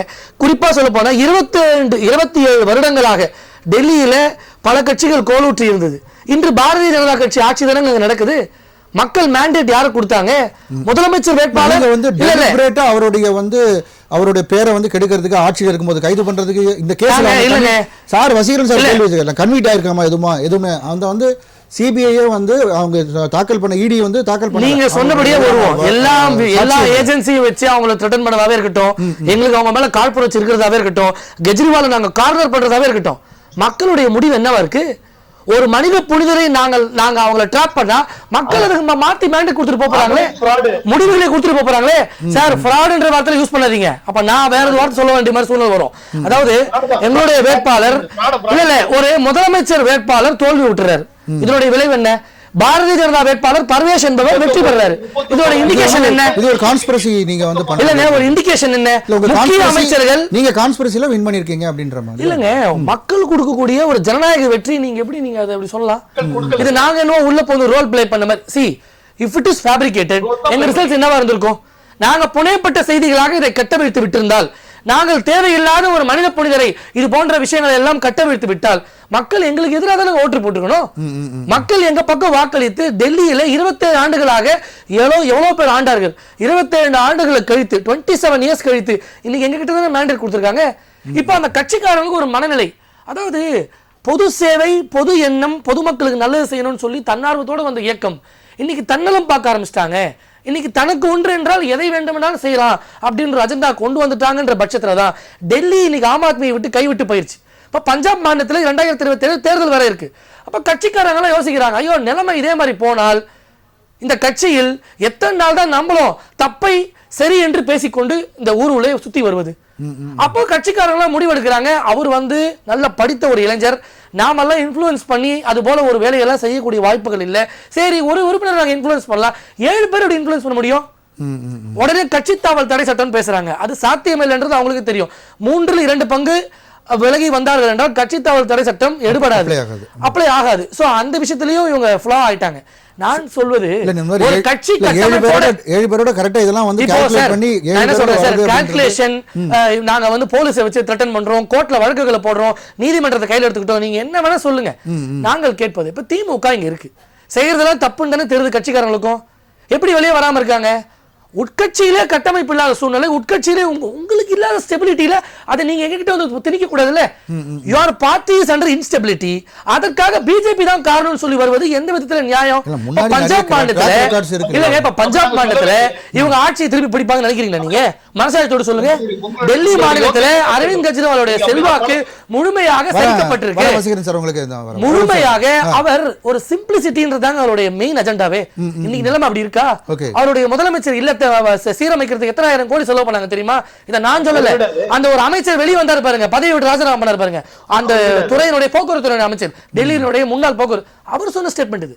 அதே போல இந்த 7 நாடாளுமன்ற உறுப்பினர் சொல்லக்கூடிய ஸ்டேட்மெண்ட் தான். ஒரு சொந்த கட்சி எம்பியை பேசக்கூடாதீங்க, அவரை பேசக்கூடாதீங்கன்னு சொல்றது என்ன ஜனநாயகம் இது? கெஜ்ரிவால் என்ற ஒரு நபர் தெரிவதற்காக அவர்களுடைய sir it is not even Lok Sabha, நல்லா புரிஞ்சுக்கோங்க, ராஜ்யசபா அவங்களுடைய கட்சி சார்ந்த ஆட்கள் தேர்ந்தெடுத்து வந்தவங்க, அவங்களுக்கே அந்த கட்சி மேல அதிருப்திங்க, அவங்களுக்கு இந்த கட்சி மேல விருப்பம் இல்லைங்க. ஒரு கட்சிங்க நல்ல விதமா டிராவல் பண்ணி மக்களுக்காக டிராவல் செய்யற பட்சத்துல அந்த கட்சியில அவங்க அதிருப்தி தெரிவித்து வெளியே வர போறாங்க. கட்சி மக்களுக்கு தேவை இருக்கு இல்ல, இப்ப 113 ஆயிருக்கு இல்ல இல்ல பிஜேபி ஹாஃப் மெஜாரிட்டி இல்ல அண்டர்ஸ்டாண்ட், அதாவது பிஜேபிக்கு ராஜ்யசபால மெஜாரிட்டி தேவைப்படுது, உங்களுக்கு எண்ணிக்கை தேவைப்படுதால மாற்று கருத்து இல்ல. ஆனா மாற்று கட்சியில அதிருப்தியால ஒருத்தவங்க இன்னைக்கு தேசிய நீரோட்டத்துக்கு வராங்க. எந்த கட்சியில போனா வாய்ப்பு கிடைக்கும், எந்த கட்சியில போனா மக்களுக்கு நம்ம சொன்னதை செய்ய முடியும், எந்த கட்சியில போனா உண்மையை பேச முடியும், அந்த கட்சியை நோக்கி வராங்க. ஒரு நாடாளுமன்ற உறுப்பினர்கள் ஒரு கட்சியை தேடி வருவதனாலே, அந்த கட்சி ஆளுங்கட்சியாக இருப்பதனாலே நாங்க இவங்க கட்சிக்குள்ள இருக்க உட்கட்சி பூசலுக்கு நாங்க அதுக்கு we should take the action. நாங்க அதுக்கு பழி எடுத்துக்கணுமா? சரி, கண்டிப்பா நம்ம தொடர்ந்து நாடாளுமன்ற உறுப்பினர்கள் முடிவெடுத்து வராங்க. அது அவங்களுடைய டிசிஷன் தான். இல்ல இப்ப பஞ்சாப் மாநிலத்திலும் சரி பெரும்பான்மையான சட்டமன்ற உறுப்பினர்கள் ஆதரவு தெரிவிக்கிறாங்க. ஆம் ஆத்மி மேல அதிருப்தியில அவங்க வந்துட்டாங்க, அவ்வளவுதான். பிஜேபில எதுலமே அவங்க ஆம் ஆத்மி மேல இருந்த அதிருப்தியில வந்துட்டாங்க. நாங்கள் தாய் உள்ளத்தோடு டேலண்ட் எங்க இருக்கோ, யாருக்கெல்லாம் வாய்ப்புகளை கொடுக்க முடியுமோ பாரதிய ஜனதா கட்சி எல்லாரும் ஏற்றுக்கொள்ளும். ஓகே ஹரி, நம்ம பேசுவோம் அடுத்த சுற்றுல. ஒரே ஒரு மினிட் தரேன் சார், நீங்க ஏதோ குறுக்கிட விரும்புறீங்க வசீகரன் சார், சீக்கிரம் சொல்லிருங்க, அடுத்த 2 பேர்ட்ட கேட்கணும். இல்ல அதாவது இவர்கள் ஒன்று இவர்களை பத்தி நம்ம பேச வர, ஆனா அதே நேரத்துல இவர்கள் இது மாதிரி செய்யாதவர்கள் இல்ல, எந்த மாநிலங்களும் எந்த கட்சியும் உடைக்காதவங்க இல்ல, எந்த செய்யாதவங்க. புரியுது. அதனாலதான் குறுக்கிட வேண்டியிருக்கு. கண்டிப்பா சார் பேசலாம். முன்னாடி ட்ராக் ரெக்கார்ட்ஸ் இருக்கு, அதை வச்சு நீங்க பேசலாம் சொல்றீங்க, புரிஞ்சுக்க முடியுது. கண்டிப்பா பேசுவோம். ஷூர் நான் அடுத்த ரவுண்ட்ல பேசலாம். திரு விஜயகிருஷ்ணா, உங்களுடைய முதல் சுற்று கருத்துக்கள். சார் சொல்லியிருக்காங்க பாஜக வந்து எங்கே உண்மையை பேச முடியுமோ அங்கே வராங்க, இதில் என்ன உங்களுக்கு பிரச்சனை, நாங்கள் எதுவும் பண்ணல, அவங்க அதிருப்தியில் வந்திருக்காங்கன்றது அவருடைய ஸ்டேட்மெண்ட்டாக இருக்குது. அதாவது வந்து பாஜகவோட பட்டியல் இருக்குது பார்த்தீங்களா, பாஜக is known for operation lotus. பாஜகவோட அடையாளமே ஆப்ரேஷன். பிரியங்கா காந்தியை சொல்லும்போது சாணக்கியர் வந்து இப்போ உயிரோடு இருக்காரு சிரிச்சார் அமித்ஷா. ஆமா, ஏன்னா அந்த அளவுக்கு ஒரு இந்த ஆப்ரேஷன் லோட்டஸ் வந்து ஆப்ரேஷன் அண்ணா ஹசாரேவை ஆப்ரேஷன் லோட்டஸ் விழுங்கி விட்டது, அவ்வளவுதான், வேற ஒண்ணுமே கிடையாது. அதாவது வந்து பாஜக ஒன்றும் இதெல்லாம் தெரியாத கட்சியோ செய்யாத கட்சியோலாம் இல்லை. அதாவது வந்து மத்திய பிரதேஷில் பண்ணியிருக்காங்க, ஆந்திர பிரதேஷில் பண்ணியிருக்காங்க, கோவாவில் பண்ணியிருக்காங்க, அருணாச்சல் பிரதேஷில் பண்ணியிருக்காங்க, சிக்கிமில் பண்ணியிருக்காங்க, மகாராஷ்டிராவில் பண்ணியிருக்காங்க. நாடு ஃபுல்லாக இதாவது வந்து இந்த குதிரை பேரத்தையே தன்னோட அரசியல் அடிப்படையாக வச்சு செயல்படுற கட்சி வந்து பாஜக. இன்றைக்கி வந்து இதில் வந்து கொஞ்சம் நிறைய பேர் எக்ஸ்போஸ் ஆகிருக்காங்கன்னு வச்சுக்கோங்களேன் எல்லாருமே. ஏன்னா இது வந்து ஒரு ப்ரொபகண்டாவோட ஃபெயிலியர்னு கூட நம்ம பார்க்கலாம். சரிங்களா, அதாவது வந்து இல்லை எல்லாருமே நிறைய பேர் எக்ஸ்போஸ் ஆயிருக்காங்க. சரிங்களா, ஏன்னா இப்போ அண்ணா ஹசாரேன்னு ஒருத்தர் வந்து அந்த யூபிஏ 2 காலகட்டங்களில் ஒரு ப்ரொபகண்டா தான் அவர் பண்ணது, ஒரு ப்ரொபகண்டாவை தான் எடுத்தார். அதே அண்ணா பிஜேபிக்கு சப்போர்ட்டாக தான். ஆமாம், கண்டிப்பாக அது ஒரு ப்ரொபகண்டா. லோக்பால்னு கேட்டாங்க, அங்கே லோக்பால்ன்றத கரப்ஷனுக்கு எதிராக வேணும்னு நீங்கள் லோக்பாலில் போய் BMW கார் வாங்கணும்னாங்களே, ஏன் அப்போ அண்ணா ஹசாரே வந்து உண்ணாவிரதம் இருக்க வேண்டியதானே? அண்ணா ஹசாரே வந்து லோக்பாலில் போய் அது வாங்கணும்னு சொன்னது யாரு? பிஜேபி அரசு. பிஜேபி அரசு இருக்கும் போது தானே லோக்பாலில் BMW கார் வாங்கணும்னு சொன்னாங்க. கரப்ஷனே இருக்கக்கூடாது, எல்லாத்தையும் இது பண்ணணும்னு சொன்ன லோக்பாலில் BMW கார் வாங்கணும்னு சொன்னாங்க. அதுக்கு அண்ணா ஹசாரே ஏன் அதுக்கு உட்காரல? அதே மாதிரி அன்னைக்கு ஒரு போலியான பிம்பத்தின் மீது கட்டமைச்சு காங்கிரஸ் மீது ஒரு இது பண்ண கட்சி தான் இது ரெண்டுமே. சரிங்களா, ஆம் ஆத்மி வந்து அன்னைக்கு அதை பண்ணாங்க. அவங்க வந்து ஒரு நரேட்டிவ் அடிச்சு ஒரு அண்ணா ஹசாரேன்ற ஒரு ஆள் ஒரு நபர் இருந்தாலும் இல்ல இல்ல நான் சொல்லிடுறேன். இல்ல சார், அதாவது வந்து ஆம் ஆத்மி இந்தியா கூட்டணியில கிடையாது. சரிங்களா, இல்ல சரிங்களா, அதாவது வந்து இது என்னன்னா பிஜேபி, அதாவது வந்து பிஜேபி இன்னைக்கு கடைசியில ஏமாந்தது யாருன்னா மக்கள் தான். இன்னைக்கு மக்கள் தான் ஏமாந்துருக்காங்க, பஞ்சாப் மக்களும் மக்கள் தான் ஏமாந்துருக்காங்க. அதாவது வந்து ஒரு பக்கம் இவங்க இந்த எம்பிக்கள் வந்து ஒரு பக்கம் மக்களை ஏமாத்திட்டு இந்த பக்கம் போயிருக்காங்க. சரிங்களா, இன்னொரு பக்கம் பிஜேபி வந்து தொடர்ந்து ஆன்டி கான்ஸ்டியூஷனல் பாலிடிக்ஸ்ல இருக்காங்க. அதாவது வந்து ஒருத்தங்க அரசியல் ரீதியாக ஏமாத்திட்டு இருக்காங்க, இன்னொருத்தங்க கொள்கை ரீதியாக மக்களை ஏமாத்திட்டே இருக்காங்க. இதனால இந்த மக்கள் தான் தொடர்ச்சியா பண்ணிட்டு இருக்காங்க. இதுல பிஜேபிக்கு ஒரு பக்கம் என்னன்னா அவங்க ராஜ்யசபா மெஜாரிட்டிக்கு வரணுன்றதுக்காக இந்த இன்ஜினியரிங் இந்த டிஃபெக்ஷன்ஸை இன்ஜினியர் பண்ணிட்டே வராங்க. அதாவது வந்து அன்னைய காலகட்டங்களில் ஒரு ப்ரொபோகண்டா கிரியேட் பண்ணாங்க. ப்ரொபோகண்டான்னு சொல்றதை விட அப்ப நடந்த யூபிஏ 1 and 2 நடந்த மிகப்பெரிய கரப்ஷன்ஸ், காங்கிரஸ் பீரியட்ல இருந்த கரப்ஷன்ஸ் இதுதான் வந்து இவங்க எவால்வ் ஆகிறதுக்கு முக்கியம். அதுதான் சொல்றேன். ஒரு விஷயம், டெல்லியிலேயும் 3 முறை ஆட்சியில் இருந்த காங்கிரஸை எடுத்துட்டு தான் இவங்க வந்து இல்ல, அதுதான் நான் சொல்றேங்க, கரப்ஷன் கிடையாது. நீங்க எதோ சொல்லுவீங்க 2G கன்விக்டா, 2G தீர்ப்பை பாருங்க சார், ஓபி சைனி கொடுத்த ஜட்மெண்ட்டை பாருங்க. சுரேஷ் கல்மாடி கல்வி இல்ல நீங்க பெருசா பேசுனது 2G பேசுங்க. ஆதர்ஷ ஊழல் இருக்கு. அதாவது வந்து இந்த இது எல்லாமே இவங்க பிஜேபியும் சரி இந்த கொடுக்கப்பட்ட வீடுகளே அதுதான் சார். எந்த இதை நீங்க நிரூபிச்சிருக்கீங்க? நீங்க எந்த இதை நிரூபிச்சிருக்கீங்க? இது எந்த விதத்துல காங்கிரஸோட இது எதுவுமே கிடையாது. நீங்க காங்கிரஸ் மீது ஒரு பொய்யான கட்டமைப்பை கிரியேட் பண்ணீங்க, ஒரு பொய்யான பிம்பத்தை கிரியேட் பண்ணீங்க. அந்த பொய்யான பிம்பத்தின் மீது ஒரு பெரிய கொள்கை எதுவுமே இல்லாம ஒரு கட்சி அன்னைக்கு ஒரு மேனேஜரியல் கான்செப்டை வச்சு ஆம் ஆத்மின்ற ஒரு கட்சி வந்தது. அதை வந்து இன்னைக்கு பிஜேபி ஏமாத்திருக்காங்க, அவ்வளவுதான். புரியுதுங்களா? இது ரெண்டு கட்சியுமே இதுதான். இன்னைக்கு சொல்லியிருக்காங்க, டெல்லியில் அஜய் மகான் காங்கிரஸ் கட்சியோட பொருளாளர் அவர் பிரஸ் மீட்ல கொடுத்திருக்காரு. இந்த 7 எம்பிஸ் இருக்காங்கல்ல, இந்த 7 எம்பிஸுமே வந்து இவங்களோட சொத்து இது பார்த்தீங்கன்னா 818 கோடின்ற அளவுக்கு வருது. சரிங்களா, இன்னைக்கு அஜய் மகான்ன்றவர் காங்கிரஸ் கட்சியோட நேஷனல் பார்ட்டியோட பொருளாளர், அவரு இன்னைக்கு பிரஸ் மீட் கொடுத்துருக்காங்க. இது என்னன்னா கடைசியில் அதுவும் பிஜேபி டூயிங் சம்திங் வெரி ரொம்ப டேஞ்சரஸ் திங்ஸ். கண்டினியூஸா பிஜேபி வந்து ரொம்ப மோசமான விஷயங்களை செஞ்சுட்டே இருக்காங்க. ஒரு பக்கம் அவங்க அரசியல் ரீதியா மக்களை ஏமாத்தும் போது இவங்க கொள்கை ரீதியா தொடர்ந்து பண்ணிட்டே வராங்க. This is not something good for the democracy. இது வந்து கண்டிப்பா உங்களுடைய கான்ஸ்பிரசி இருக்குன்றது இல்ல. பிஜேபியோட அதாவது வந்து கொள்கை இல்லாம ஒரு கூட்டம் உருவாச்சு சார். அந்த கொள்கை இல்லாத கூட்டத்துக்கு வந்து ஒரு பதவி ஆசையில ஒரு மாதிரி ஒரு பொய்யான கட்டமைப்புல ஒரு கூட்டம் உருவாச்சு. அந்த கொள்கை இல்லாத கூட்டத்தை ஒரு தீய கொள்கை உள்ள ஒரு கூட்டம் இன்னைக்கு ஆக்கிபை பண்ணி இவ்வளவுதான். ஒரு கொள்கை இல்லாத கூட்டத்தை தீய மோசமான கொள்கை ஒரு கூட்டம் இன்னைக்கு அவங்களை கண்டிப்பா சார். உங்களுடைய முதல் சுட்டு கருத்து பதிவு பண்ணுங்க சார் ரமேஷ். அதாவது 2011 இந்த தேசத்தில் மிகப்பெரிய ஒரு அஜெண்டாவை கொள்கையை வச்சு காங்கிரஸ் ஆட்சிக்கு எதிராக கடுமையாக போராட்டம் நடத்தியவர் ஹசேரா. அவரோடு சேர்ந்து அண்ணா ஹசேராவோடு சேர்ந்து கெஜ்ரிவால் அவர்களும் மிகப்பெரிய போராட்டத்தை நடத்தி அன்னைக்கு சுரேஷ் கல்மாடி வீடு, கமல்நாத் அவர்களுடைய வீடு, அதே போல் நம்ம இவருடைய இல்லம் ஷீலா தீட்சித் அவர்களுடைய இல்லம், இப்படியெல்லாம் பல முற்றுகையிட்டாங்க. பெரிய பட்டியலே போட்டாங்க, எந்தெந்த அமைச்சர்களுடைய ஊழல்களுடைய பட்டியல். ஒரு அமைச்சர்கள் கூட அதில் தப்பிக்கல. அதில் எங்கள் தலைவர் வாசன் அவர்கள் மீது அந்த குற்றச்சாட்டை அவர் வைத்தார். அதற்கு உடனடியாக எங்கள் தலைவர் வாசன் அவர்கள் கூட அன்றைக்கு ஷிப்பிங் மினிஸ்டரியாக இருக்கின்ற பொழுது நான் மான நஷ்ட வழக்கை தொடர்வேன் என்ற பொழுது அவர் பின்வாங்கி கொண்டார். இப்படியாக மிகப்பெரிய போராட்டத்தை எடுத்து நாங்கள் எல்லாம் தூயவர்கள், நாங்கள் தான் உண்மையானவர்கள், களத்தில் வந்து புனிதமான அரசியலை பேண வேண்டும், மிகப்பெரிய போராட்டத்தை நடத்தி அதுக்கப்புறம் ஹசேரா அவர்களை கைட்டுவிட்டு அரசியல் கட்சியை கண்டார். தவறில்லை, அப்படிதான் அரசியல் களத்துக்கு வர வேண்டும், அப்படிதான் புனிதத்தை பேண வேண்டும், தவறில்லை. என்னென்றால் ஆம் ஆத்மி ஒரு மிகப்பெரிய தேசிய கட்சியாக வளர்ந்திருக்கிறது. அந்த வளர்ந்திருக்கக்கூடியதில் ஒரு மிகப்பெரிய அதில் பல இது இருக்குது, பங்கு இருக்குது, அதனுடைய உழைப்பு இருக்குது. ஒரு கட்சி வந்து பலவீனப்படுவதிலே உடைப்பதில் எங்களுக்கும் வந்து உடன்பாடு கிடையாது. ஒரு கட்சி உடையக்கூடாது. ஒரு கட்சி எப்படி துவக்கப்படுகிறதோ இந்த துவக்கப்படுகின்ற கொள்கையோடு அவர்களோடு இருக்கிறவர்களும் ஒன்றாக இருக்க வேண்டும். தொடர்ந்து வந்து நிறைய பேர் தக்க வைக்க ஒரு தவறு, இப்போ யோகேந்திர யாதவா இருக்கட்டும் அல்லது பிரசாந்த் பூஷனா இருக்கட்டும், ஸோ இவர்கள் எல்லாருமே வந்து தக்க வைக்க ஒரு தவறிட்டே தான் இருக்காரு. தொடர்ந்து அவருடைய அந்த ஒரு என்ன சொல்றது ஒரு லீடர்ஷிப் குவாலிட்டி, அதை தான் சொல்ல வரேன். அதாவது மக்கள் வந்து ஒரு மிகப்பெரிய அங்கீகாரத்தை அவர்களுக்கு கொடுத்து விட்டாங்க. ஆம் ஆத்மி வந்து தேசிய கட்சியாக வளர்ந்து இன்றைக்கு டெல்லி மட்டுமல்லாமல் பஞ்சாப், அடுத்தது ஹரியானா, இப்படி பல மாநிலங்களில் அவர்களுடைய மிகப்பெரிய சக்தி வலுப்பட்டது. ஆனால் கட்சி இங்கே பிளவுபடுகிறது என்கின்ற பொழுது அதுவும் ராகவ் சதா அவர்கள் ஒரு மிகப்பெரிய ஒரு முன்னணி தலைவராக வளர்ந்து வருகிறார். அவர் தலைமையில் ஒரு 7 மாநிலங்களவை உறுப்பினர் போகிறார்கள் என்பது ஒரு மிகப்பெரிய ஒரு கட்சிக்கு பின்னடைவு தான். மீண்டும் சொல்லுகிறேன், ஒரு கட்சி பிளவுபடுவதில்லை வசீகரன் அவர்கள் ஓரளவுக்கு ஒத்துக்கிட்டாலும் கூட இது வந்து பெரிய ஒரு இம்பாக்ட்லாம் ஏற்படுத்தாது. இது வந்து சாதாரண எல்லா கட்சியிலும் நடக்கக்கூடிய ஒரு நிகழ்வு தான் அப்படின்றாரு. அந்த மாதிரி கடந்து போக முடியுமா? சாதாரண நிகழ்வுனா ஓரிரு சட்டமன்ற உறுப்பினர்கள், ஓரிரு நாடாளுமன்ற உறுப்பினர்கள் சென்றால் அது பெரிய செய்தியே கிடையாது. 1/3 செல்வது அரசியலிலே ஒரு மிகப்பெரிய நிகழ்வு. இப்படி எந்த நிகழ்வும் எப்படி பெருசா நடந்துடலையே. பெரிய கட்சிகளை உடைக்கிறாங்க, நீங்க அங்க வந்து கொஞ்சம் கொஞ்சமா தான் உடைப்பாங்க.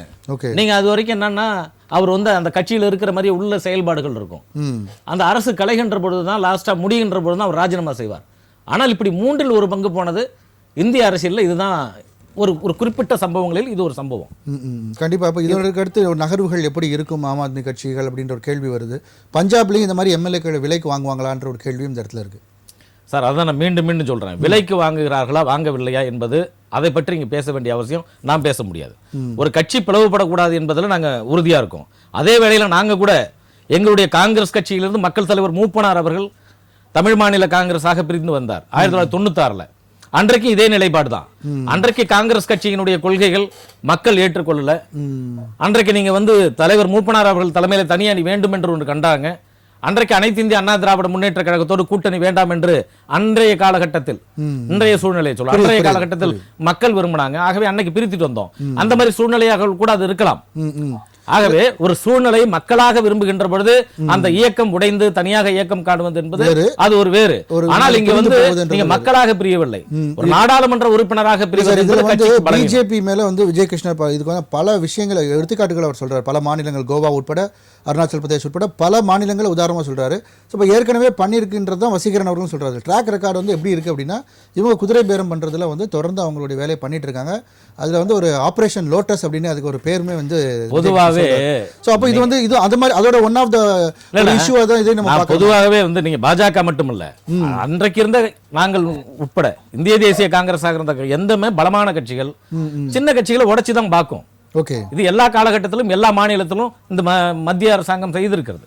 ஆனா ஒண்ணுத்தை மட்டும் குறிப்பிட்டு சொல்ல முடியாது. ஓகே. ஆகவே இதில் பலப்பட வேண்டியது கட்சி நடத்தக்கூடியவர்கள் தான். அந்தந்த மாநிலத்தில் அடுத்த கட்சிகளாக வரக்கூடியதான் பலப்படுத்திக்கணும். நீங்க தான் உங்களுடைய கொள்கைகள் வந்து உடையாமல் பார்த்துக் கொள்ளணும். இன்றைக்கு நீங்க வந்து ராஜீவ் சதா வைப்பதில் வந்து ஒரு கொஞ்சம் பின்னாடி ராஜீவ் சதா அவர்கள் சொல்லி இருக்கக்கூடிய வாதம் வேற.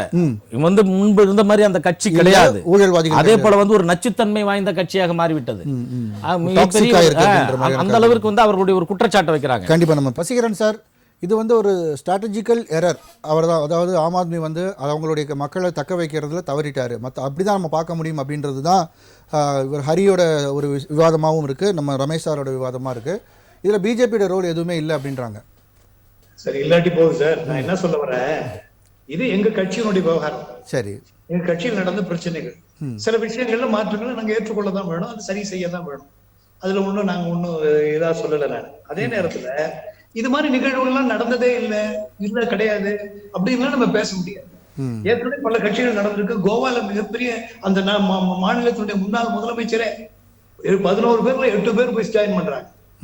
அது அப்படின்னா இதே மாதிரி சூழல்கள் ஏற்பட்டிருக்கு ஒரு கட்சியில வந்து. அதனால கட்சி போயிருச்சு அப்படிங்கிறது கிடையாது, வீழ்ச்சிங்கிறது கிடையாது. இதைத்தான் திரும்ப திரும்ப சொல்ல வர. அதே மாதிரி ராஜ்யசபால நாங்க வந்து அவரை பேச வேணாம்னு சொன்னோம். அது எங்க கட்சிக்கு விவகாரம். அது நாங்க எப்படி, ஏன் எங்களுக்கு கொஞ்ச நாளாவே எங்களுக்கு தெரிய விவகாரம். அதை எப்படி ஸ்டாப் பண்ணணுங்கிறது நாங்க பார்ப்போம். அவர் ஸ்லீப்பர் செல்லா இருக்காருன்னு உங்களுக்கு தெரிஞ்சிருச்சு. அதுக்கான முயற்சிகள் அவரை தடுக்கிற வேலைகள்ல நாங்க ஈடுபட தான் செய்வோம். அதெல்லாம் வந்து நீங்க வந்து ஏன் பண்ணாரு, அவர் கட்சியை விட்டு வெளியே போறவர் எதை பண்ணாலும் சொல்லுவார். கட்சியில இருக்கிறவங்க இருக்கிற வரைக்கும் பாரதிய ஜனதா கட்சி குண்டாஸ் கட்சின்னு சொன்னவர் தான் இந்த ராகவ் சர்மா. இவ்வளவு எதிர்த்து சொன்ன மாதிரி பிரச்சாரம் பண்ணவர் தான். இன்னைக்கு அவர்களுக்கு தேவை இருக்கிறது ஒன்று சொல்லலாம். அதே போல பாரதிய ஜனதா கட்சிக்கும் தேவை இருக்கு. இது வந்து புதுசு இல்ல. என்னன்னு இது வந்து திரும்ப திரும்ப நீங்க கேட்கறது இல்லையோ, இல்ல அவர் சிம்பிளிசிட்டி போயிருச்சு. என்ன சிம்பிளிசிட்டி போச்சு? அவர் வீடா கட்டினாரு, சொந்த வீடாது. இப்ப அந்த வீட்லயே இருக்கிறாரு. கவர்மெண்ட் வீடை வந்து கட்டினாரு, சரி. என்ன அதையே திரும்ப திரும்ப ஒரு பொய்யையே என்ன பண்றது, திரும்ப திரும்ப திரும்ப திரும்ப சொல்லி அவர் சிம்பிளிசிட்டி போயிருச்சு, அவர் அப்படி இல்லை இப்படி இல்லை, எந்த மாற்றமும் நடக்கல, எந்த ஊழலும் நடக்கல. 100 கோடி ரூபாய் ஊழல் சொல்லி டெல்லி கோர்ட்டு தெளிவான தீர்ப்பை கொடுத்துருச்சு. அதுக்கு மேலே உங்களால முடியாம அது மேல போய். இல்லை சார், நான் ஒரே ஒரு கேள்வி வந்து இவர் ஹரி சொல்றாரு, இப்போ நாங்கள் வந்து உண்மையிலேயே அவர் மேலே வந்து ஒரு குற்றம் சுமத்திட்டோம் அப்படின்னா கண்டிப்பாக ஒரு சிம்பத்தி ஓட்டில் வந்து அவர் தானே ஜெயிச்சிருக்கணும். மக்கள் எங்களுக்கு மேண்டேட் கொடுத்தாங்க அப்படின்னா மக்கள் வந்து அக்செப்ட் பண்ணிட்டாங்க, அவர் வந்து ஒத்துக்கிறாங்க அப்படின்னு அர்த்தம் அப்படின்னு ஹரி சொல்றாரு. அது கிடையாது சார், நாங்க தான் சொல்றோம். நான் தான் சொல்றேன், இவர்கள் முதல்ல இவங்களுடைய பாலிசிஸ் என்னன்னா, நாங்க ஓட்டுல தான், ஓட்டு மிஷின்ல தான் திருடுறாங்கன்னு நாங்க நினைச்சோம். ஆரம்பத்துல இதெல்லாம் கண்டுபிடிச்சு ஓட்டி இது வரைக்கும் சௌரபர் எங்க மினிஸ்டர் கொண்டு போய் தேர்தல் கமிஷன் வரைக்கும் அந்த மிஷின் வரைக்கும் கொண்டு போய் எல்லாம் பண்ணி காட்டியாச்சு. அப்பவும் நாங்க இதைதான் செய்ய போறாங்கன்னு நினைச்சோம். அப்புறம் தான் புரிஞ்சது எஸ்ஐஆர் மூலமா ஓட்டு லிஸ்ட்லயே திருட போறாங்கிறது அப்புறம் தெரிஞ்சது. நான் ஏன் ஃப்ராட்னு சொன்னேங்கிறது சொல்றேன். நீங்க சொன்ன எல்லா அலிகேஷன்ஸுமே வந்து ப்ரூஃப் பண்ணப்படாதது. ஓட் மிஷின்ல எந்த விதமான ஒரு இது டேம்பரிங்கும் பண்ண முடியாது அப்படின்னு. அது ஒண்ணு இல்ல அது நான் ஆர்கியூ பண்ண விரும்பல. சரி, அதுல இருக்கு, அதுல மிஸ்டேக்ஸ் இருக்குங்கிறது. அது மாதிரி எஸ்ஐஆருமே வந்து தமிழ்நாட்டிலேயே சக்சஸ்ஃபுல்லா நடந்திருக்கு. அது யாருமே இது வரைக்கும் எந்த கம்ப்ளைண்ட்டும் பண்ணல. நீங்க ரெண்டுமே அலிகேஷன் வைக்கிறீங்க, ரைட்? ஓகே, சொல்லுங்க. ரிசல்ட் வரட்டும் சார், நீங்க வெஸ்ட் பெங்கால்ல வரட்டும், அப்பதான் தெரியும் எஸ்ஐஆர் எந்த அளவுக்கு வேலை செஞ்சிருக்குங்கிறது தெரியும். ஓகே, இதுக்கு அடுத்த ஸ்டெப் என்ன பண்றாங்க, லீடர்ஸோட இமேஜை டேமேஜ் பண்றாங்க. எலெக்ஷன் நேரம் பார்த்து டேமேஜ் பண்ணி 100 கோடி ரூபாய் ஊழல் பண்ணிட்டாருன்னு சொல்லி அவரை வந்து கஷ்டப்படுத்தி 6 மாசம் சிறை தண்டனை கொடுத்து இன்னைக்கு பண்ணிருக்காங்க. அதே மாதிரி சத்யேந்திர ஜெயின் எங்களுடைய சுகாதாரத்துறை அமைச்சர் ஒரு மனிதாபிமானற்ற செயல். இதெல்லாம் அவரை வந்து வருஷ கணக்குல தொழில் செஞ்ச காலத்துல ஏதோ பண்ணிட்டாருன்னு சொல்லி, ஏதோ டிரான்சாக்சன் பண்ணிட்டாருன்னு சொல்லி பல வருஷ காலம் இமாச்சல் பிரதேசத்தினுடைய இன்சார்ஜா இருந்தார் அந்த தேர்தல் நேரத்துல. அந்த நேரம் பார்த்து அவர் உள்ள தள்ளி இப்ப வந்து உடல்நிலை சரியில்லாம போய் அவரை வெளியே விடாமாக்கி இன்னைக்கு அவரும் கிளீன் சிட். ஆக இவர்கள் வந்து புத்தர்கள் இல்ல இவர்கள் பேசுறதுக்காக. அதனால நாங்க சொல்றேன்னா, எங்களுக்கு அரசியல் வந்து நாங்க தெளிவா பண்ணிட்டு இருக்கிறோம். தெளிவா ஒவ்வொரு மாநிலமா நாங்க உள்ள வந்துட்டு தான் இருக்கிறோம். இவர்கள் வந்து எங்களுடைய பஞ்சாப் தாண்டி வேற எந்த மாநிலத்திலயும் உங்களுக்கு வந்து பெரிய அளவுல வந்து இதே கிடைக்கலையே சார். பெரிய அளவுல வருங்கிறீங்க. 100 வருஷத்துக்கு காங்கிரஸ் சார், 100 வருஷத்துக்கு RSS சார். நாங்க இந்த அளவுக்கு மிகப்பெரிய சாதனை படைச்சிருக்கோம்னு எல்லாரும், அதாவது 5 மாநில தேர்தல் நடந்ததுல ஒரு பக்கத்துல இருந்த ஹரியானால கூட வர முடியல இல்லையா? பஞ்சாப்ல இருந்தாலும் சொல்றதை கேளுங்க. ஹரியானா வர முடியலங்கிறது காரணம் வந்து அது காங்கிரஸ் தான். என்ன நாங்க அங்கேயே நாங்க ஒத்துழைப்பு அவங்க ஏத்துக்கல, அவ்வளவு போச்சாங்க. அது மிஸ்டேக்ஸ், அது எங்களுடைய அலைன்ஸ் மிஸ்டேக்ஸ். அதே வந்து பஞ்சாப் 5 மாநில தேர்தல் நடக்கிறப்போ 4 மாநில தேர்தல்களை பிஜேபி மற்ற ஜெயிக்கும் போது ஒரே ஒரு மாநிலம் தான் நாங்க ஜெயிக்கிறோம். அது எப்படி கொடுத்துச்சு? பெரிய ஆச்சரியத்தையும் அதிர்ச்சியும் கொடுத்துச்சா எல்லாருக்கும். அதை பத்தி தானே பேசுனீங்க எல்லாரும். அது மாதிரி ஒரு சர்ப்ரைஸ் பார்ட்டி தாங்க ஆம் ஆத்மி பார்ட்டி வந்துகிட்டு தான் இருக்குது. இதை வந்து இந்த வளர்ச்சியை பொறுக்க முடியாத காரணத்தால இது ஆம் ஆத்மி கட்சி மேல மட்டும் இல்ல, யார் யாரெல்லாம் எதிர்கட்சிகள் ஆளுறாங்க, இது ஒரு பெரிய விஷயம். ஒரு சர்வாதிகாரி நாட்டுல ஆளுற காலத்துல ஒருத்தர் முதலமைச்சரா இருக்கிறதுங்கிறது மிகப்பெரிய சாதனை தான். இல்ல நீங்க வந்து ஒரு மிகப்பெரிய ஒரு அலிகேஷன் வந்து பிரைம் மினிஸ்டர் மேல வைக்கிறீங்க, சர்வாதிகாரி அப்படின்னு. உண்மையிலே சொல்றேன், சர்வாதிகாரி இல்ல. இதற்கான பதில வந்து ஹரி வந்து அப்படி நான் கேட்டுக்கிறேன், நீங்க சொல்லுங்க. ஆனா நான் என்ன சொல்ல வரேன்னா, ஆமா ஒரு அடக்குமுறை மாநிலங்களை கொடுக்கறது இல்ல, மாநிலங்களோட நிதியை கொடுக்கறது இல்ல, முடக்கிறது, அவர்கள் செயல்பட விடாமல் தடுக்கிறது, ஆளுநர்களை வைத்து மிரட்டுவது, ஆளுநர்களாக இத்தனை காலமா நம்ம பார்த்திருக்கிறோமா? அது பாஜக ஆளக்கூடிய மாநிலங்கள்ல அந்த ஆளுநர்களை செயல்பாடு எப்படி இருக்கிறது? பாஜக அல்லாத மாநிலங்கள்ல டெல்லியில நாங்க எவ்வளவு கஷ்டப்பட்டு இருக்கிறோம், ஆளுநரால எவ்வளவு போராடி இருக்கிறோம். ஆளுநர் வீட்டுக்கே போய் அங்கேயே உட்கார்ந்து போராட்டங்கள் நடத்துற அளவுக்கு அந்த ஆளுநருடைய செயல்பாடுகள் இருந்திருக்க. அப்ப இதெல்லாம் பார்க்கும்போது இதெல்லாம் அராஜகம் இல்லையா? இதெல்லாம் ஒரு ஜனநாயக நாட்டுல, ஜனநாயகத்துல இதெல்லாம் கிடையாது. நசுக்குவீங்களா எதை பண்ணாலும்? சேவ் டெமோக்ரஸிங்கிற ஒரு காலகட்டத்துல நீங்க உருவாகிட்டு இருக்குது. அதனால சர்வ அதிகாரமும் எங்கள்கிட்ட இருக்கு. எங்களை ஒண்ணுமே பண்ண முடியாதுங்கிறதான சார் இதுவரைக்கும் காட்டிக்கிட்டு இருக்கிற 10 ஆண்டு காலமா நான் பார்த்து கொண்டிருக்கிற நிகழ்வு. நியாயமா மக்களுக்கா பேசுறோம். அந்த மக்கள் அவர் காங்கிரஸ் பேசுற சகோதரர் சொன்னாரு, உண்மையிலே சொல்றேன், மக்கள் தான் பாதிக்கப்பட்டிருக்கிறாங்க. பஞ்சாபை பொறுத்த அளவு அந்த மக்கள் நம்பி இவர்களுக்கு ஏதோ டெல்லியில நமக்காக பேசுவார்னு சொல்லி டெல்லியை சார்ந்த ஒருத்தரை அங்க வந்து ராஜ்யசபா மெம்பர் ஆக்கியிருக்கிறாங்க. ஆக இவர்கள் யோக்கியமானவர்களாக இருந்தால், புத்தர்களாக இருந்தால், இவர்கள் ஆம் ஆத்மி கட்சி மேல குற்றம் சாட்டுவது இவர்கள் உண்மையாக இருந்தால், மக்கள் கொடுத்த அந்த ராஜ்யசபா பஞ்சாப் ராஜினாமா செய்ய வேண்டும். ரிசைன்மென்ட் போய் யோக்கியமா பேச ரிசைன்மென்ட் போய் பிஜேபியில் போய் சேர்த்துக்கோ அப்படின்றது உங்க கருத்தா இருக்கு. கட்சிக்கு புகவில்லைங்கிறது உண்மை. புரியுது சார், ரைட் சார். இதே ராகவ் சர்தா தான் வந்து பார்லிமெண்ட்டில் கேட்டார். இப்போ டெல்லியில் வந்து நீங்கள் ஒரு சுப்ரீம் கோர்ட்டோடைய ஆர்டரே வந்து நீங்கள் வந்து ஓவர் கம் பண்ணி நீங்கள் ஒரு விஷயம் பண்ணுறீங்க. இப்போ ஆளுநருடைய அதிகாரத்துங்க பற்றி உங்களுக்கு தெரியும். அந்த பில்லை வந்து நீங்கள் நாடாளுமன்றத்தில் பாஸ் பண்ணி அந்த சுப்ரீம் கோர்ட் ஆர்டரே வந்து நீங்கள் கேஸ் இது பண்ணுறீங்க அப்படின்னு சொல்லி ஒரு குற்றச்சாட்டு அவர் வந்து வைக்கிறதை நம்ம வந்து பார்த்துருக்கோம். இன்றைக்கி அவரே வந்து நம்ம கட்சியில் ஜாயின் பண்ணுறாரு அப்படின்னா, ஸோ இதெல்லாம் வந்து எப்படி பார்க்குறது அப்படின்ற ஒரு முக்கியம். அவர் டிக்டேட்டர்ன்ற ஒரு வார்த்தையை அவர் வந்து யூஸ் பண்ணுறாரு, டிக்டேட்டர்ஷிப்ன்ற ஒரு வார்த்தையை யூஸ் பண்ணுறாரு.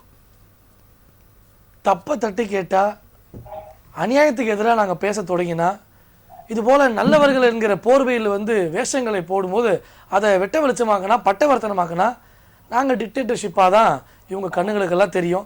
இங்கே ஒருத்தர் இருக்கார், நாம் காலைல ஏஞ்சோடனே எதை சொல்லணும் எப்படி சொல்லணும்னு தெரியாமல் எதிர்ப்பு குரல், கண்டனங்கள், இதை 2 நரேட்டிவ் மட்டுமே வச்சு ஒருத்தர் கட்சி நடத்திட்டு இருக்கிறாரு. அவருடைய சூழ்நிலை 4ஆம் தேதி இதே போல் டெல்லியில் ஆம் ஆத்மிக்கு என்ன நிலைமையோ அதே நிலைமை தமிழ்நாட்டில் வரும் என்பதை சொல்லி, ஆம் ஆத்மி கட்சிக்காரங்க அந்த தொண்டர்களுக்கு ஒரே ஒரு எண்ணம் தான்.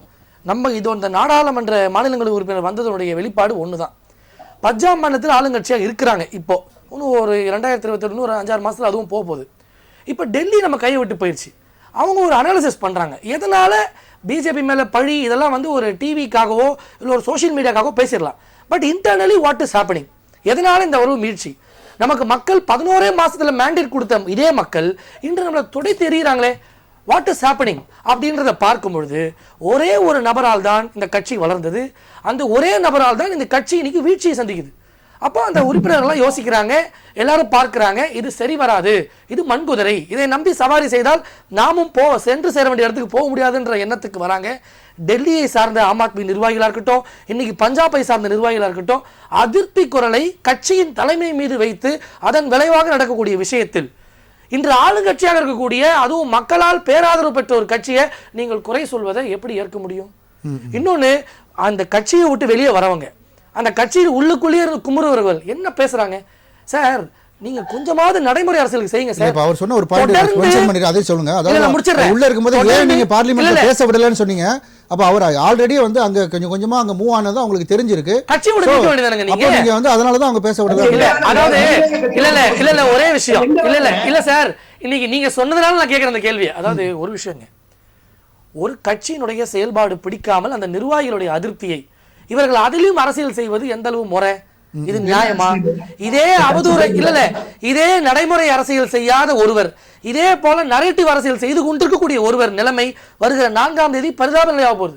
இதே நரேட்டிவ் அரசியலை மட்டுமே டெல்லியில் செய்த அண்ணன் கெஜ்ரிவாலுடைய நிலைமை இன்று பரிதாபக்குரிய நிலைமையா இருக்கு. நாங்கள் அந்த வழக்க போட்டோம். அதாவது எஸ்ஐஆர் பற்றி இவர்கள் எவ்வளவு அவதூறை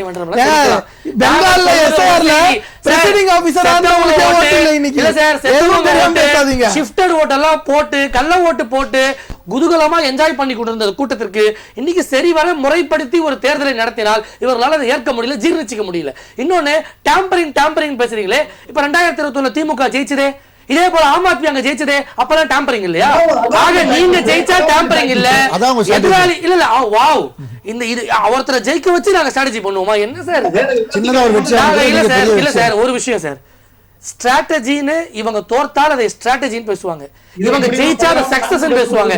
இவங்க சார் அவதூறை தெளித்து மட்டுமே பழகி அவதூறை மட்டுமே கையில் ஒரு ஆயுதமாக வைத்து கட்சி நடத்தினால் இதுதான் நிலைமை. ரொம்ப தூரம் பயணிக்க முடியாது சார். லாங் டிராவலுக்கு சார் நான் ஒண்ணு முடிச்சு ரைட் பண்ணுங்க. திமுகவா இருக்கட்டும், இப்ப மேற்கு வங்காளத்துல மரியாதைக்குரிய அம்மா மம்தாவா இருக்கட்டும், அரவிந்த் அண்ணன் கெஜ்ரிவால் அண்ணனா இருக்கட்டும், எல்லாருக்குமே அவதூறு அரசியலை தாண்டி ஒண்ணுமே பேச மாட்டாங்க சார். அந்த ஸ்டேட்ல ஆளுங்கட்சியா இருக்கக்கூடிய நேரத்துல ஒரு மாடல் ஸ்கூலா அவர் கொண்டு வந்தார். இல்ல சார், நான் ஒரு நம்ம தமிழ்நாடு அதாவது நம்ம முதலமைச்சரோட ராசி போல ஏதோ மாடர்ன் ஸ்கூல்னு சொல்றீங்க, முதலமைச்சர் போய் அங்க பார்த்ததா கூட கெஜ்ரிவால் அண்ணனே சொல்லியிருக்காரு. அவர் வந்து பிரச்சாரம் பண்ணாரு முதலமைச்சருக்கு, அந்த வந்த நேரம் ஒண்ணு தெரியல, நம்ம யாரோட ராசி வேலை செய்யறது தெரியல சார். மூட நம்பிக்கை இல்ல ஒரு விஷயம் இருங்க. அதாவது ஒரு கெமிஸ்ட்ரி சார், டோட்டலாவே இந்த இந்தியா கூட்டணி கெமிஸ்ட்ரியோட இருக்குன்னு நினைக்கிறீங்களா நீங்க? எல்லா இடங்களிலும் கால் வைக்கும் இடமெல்லாம் கன்னிவெடி, நான் முடிச்சிருங்க, கால் வைக்கும் இடமெல்லாம் கன்னிவெடி, கால் வைக்கும் இடமெல்லாம் படுதோல்வி, கால் வைக்கும் இடமெல்லாம் பின்னடைவு. இன்னைக்கு ராகுல் காந்தி அவனுடைய வேலை என்ன நினைக்கிறீங்க? ஒரு எதிர்கட்சி தலைவர், அவர் பாவம் பாராளுமன்றத்தில் பேசாம இருக்காரு, அது வேற விஷயம். ஆனால் இன்று அவருடைய ஒரே பணி காங்கிரஸ் கட்சி தொலைச்சிட்டாங்க. அதை தேடுகிற பணியில ஒரு குடும்பமானது இந்திய நாட்டில் செயல்பட்டு கொண்டு சுத்தி கொண்டு வராங்க. இன்னைக்கு ஆம் ஆத்மி கட்சி இன்னைக்கு கட்சியை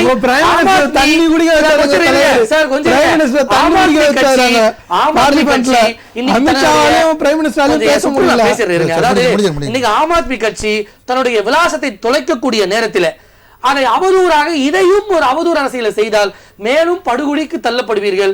கொஞ்சமாவது மக்கள் சார்ந்த அரசியலை செய்யுங்க. Narrative politics will not take you to the longer run. Longer பாலிடிக்ஸ்க்கு இது போன்ற வேலைகள் எடுபடாது. இன்னொன்னு நீங்க ஒரு வார்த்தையை நீங்க அப்பப்ப பிரயோகிக்கிறீங்க, எல்லா மாநிலங்களும் குதிரை பேரும். ஏன் எங்களுக்கு ஒரு வேலையே இல்லையா? மக்கள் எங்களுக்கு இவங்க கதை அப்படின்னா உத்தம வரா காங்கிரஸ் கட்சி மைனாரிட்டி ஆட்சி நடத்திய காட்சிகளை நாங்கள் பார்த்திருக்கிறோம்.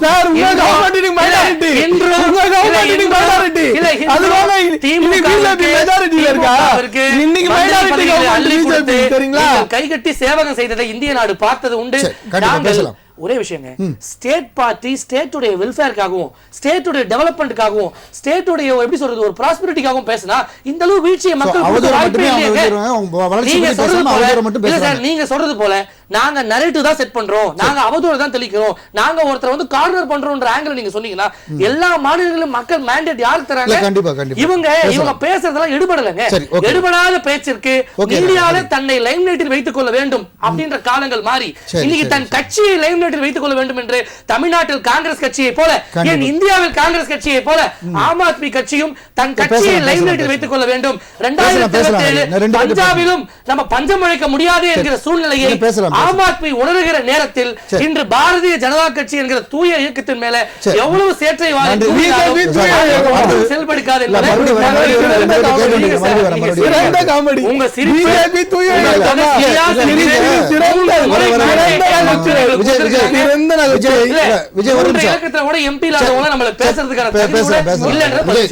நீங்க சொல்றீங்க டீலிமிட்டேஷன்ல வந்து நாங்க தோக்கடிச்சோம், அது வந்து ஒரு பெரிய சாதனையா? அதே உங்களுக்கு எதிராக திருப்பி விடுறாங்க, பெண்களுக்கு எதிரானவர்கள் நீங்கன்னு சொல்லி அதை அறுவடை பண்றதுக்கு 2023 ராகுல் காந்தி என்ன வார்த்தை சொன்னாரு? நீங்க மக்கள் தொகை கணக்கெடுப்பு எடுத்தாலும் சரி எடுக்காட்டி சரி பெண்களுக்கான இல்ல அவர் சொன்ன ஸ்டேட்மெண்ட் 2023 அந்த 33% ரிசர்வேஷன் உடனே கொண்டு வாங்க சொன்னது யாரு? இல்ல இன்னைக்கு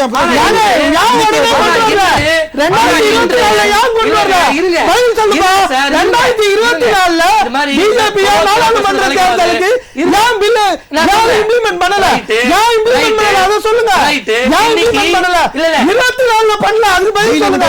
ரைட் சொல்லாதீங்க. ராங். ஏன் பண்ணல? நல்ல விஷயம் நீங்க சொல்லுங்க. 2024 ஏன் பண்ணல? ஏன் பண்ணல? 2023ல கொண்டு வரலன்னு ரொம்ப ஃபீல் பண்றாங்க. ஏங்க 2024 நான் வருத்தம் தெரிவிக்கிறேன்.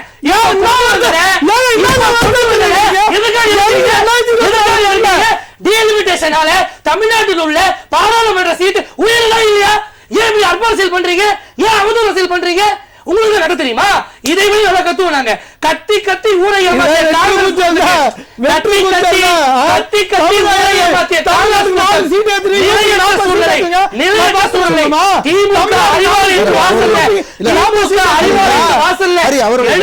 நின்ற காட்சிகள் மறந்துடுமா? திமுக இல்லாம நீங்க நிக்க முடியுமா? பெரிய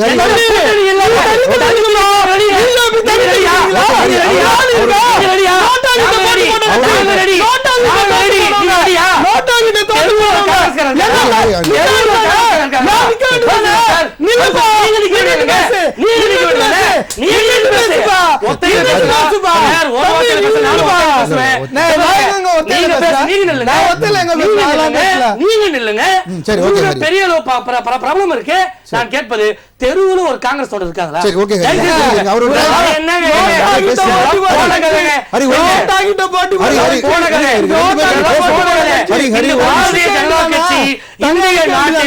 கைப்பொண்ணுக்கு கண்ணாடி தேவையில்லை.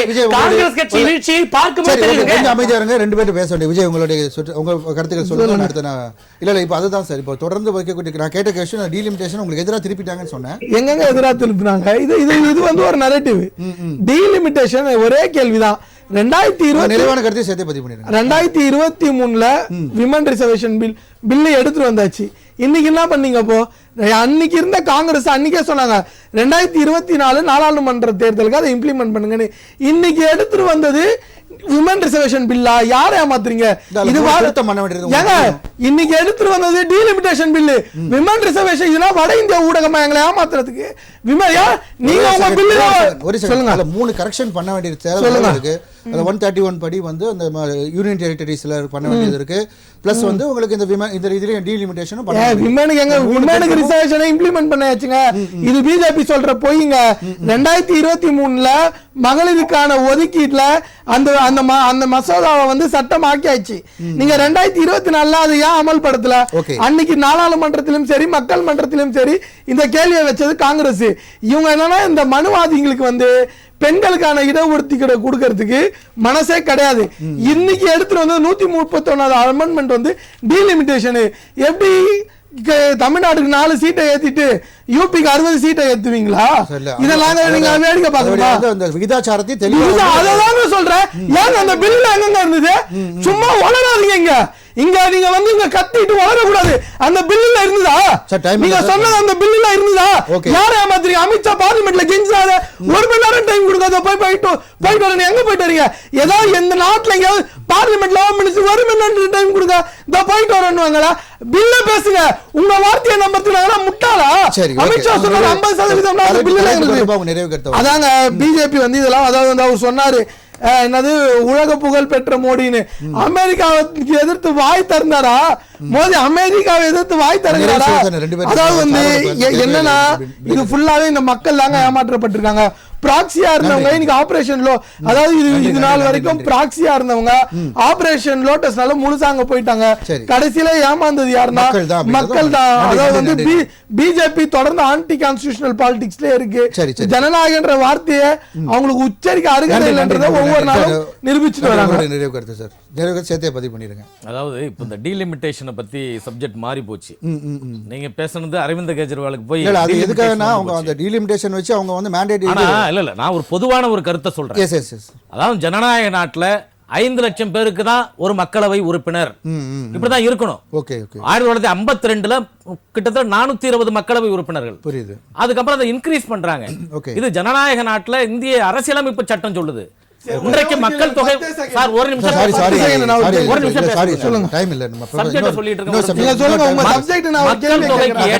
மக்கள் தொகைக்கு ஏற்ற மாதிரி தான் செய்யணும். இன்றைக்கு தமிழ்நாட்டுல 18 லட்சம் இப்ப இங்க தென் சென்னை 18 லட்சம் வாயில உறுப்பினர்களுக்கு வச்சுட்டாங்க, மக்கள் ஒரு எம்பி தொகை இருக்காங்க. ஏத்த மாதிரி செய்யணும்னு 12 லட்சம் சொல்றாங்களே. உறுப்பினர்களுக்கு தேவை ஒரு MP இருக்குன்றீங்க. இருக்காங்க. புரியுது. 13 லட்சம் உறுப்பினர்கள் ஒரு எம்பி இல்ல, உங்க concept, உங்க point எனக்கு புரியுது. இல்ல ஆகவே 2001 வாஜ்பாய் அவர்கள் அதை தள்ளி வச்சாரு. 25 ஆண்டுகள் தள்ளி போயிட்டது. இன்னும் எத்தனை ஆண்டுகள் தள்ளி வைக்கணும்னு நீங்களே சொல்லிடுங்க. தலைப்புக்கு சார் என்ன சொல்ல வரேன்னா, எந்த இயக்கமும் துவங்குகின்ற பொழுது எந்த கொள்கையோடு துவங்குதோ அந்த கொள்கையோடு அந்த இயக்கம் இருந்து விட்டால் அந்த இயக்கம் உடையாது. அது மக்களுக்கான இயக்கமாக இருக்கும். ஆகவே நீங்கள் செயல்பாடு ஒன்று, செய்தி ஒன்று, கொள்கை ஒன்று என்றால் இன்றைக்கு எப்படி ஆம் ஆத்மிக்கு இந்த நிலைமை ஏற்படுகிறதோ அதே போன்ற அனைத்து கட்சிக்கும் ஏற்படும். சரி, ஓகே சார், நன்றி சார். உங்களுடைய நிறைவு கருத்தை நான் அதை எடுத்துக்கிறேன். ஏன்னா நம்ம நேரம் குறைவாக இருக்கு. வசீகரன் சார், உங்களுடைய நிறைவு கருத்தை பதிவு பண்ணுங்க.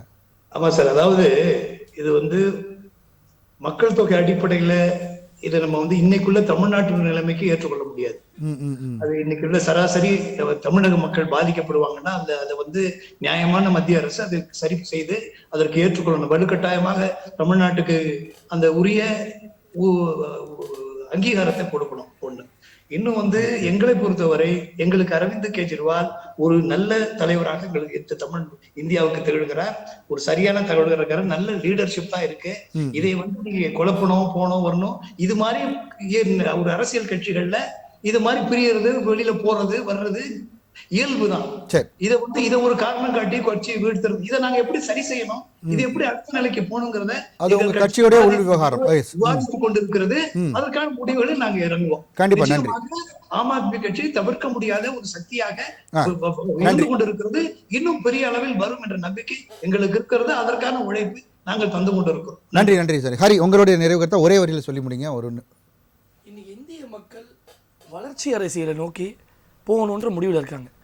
இவங்கெல்லாம் இன்னைக்கு செய்யக்கூடிய அரசியல் தட்டுப்பாடே உங்களால சரி செய்ய முடியல.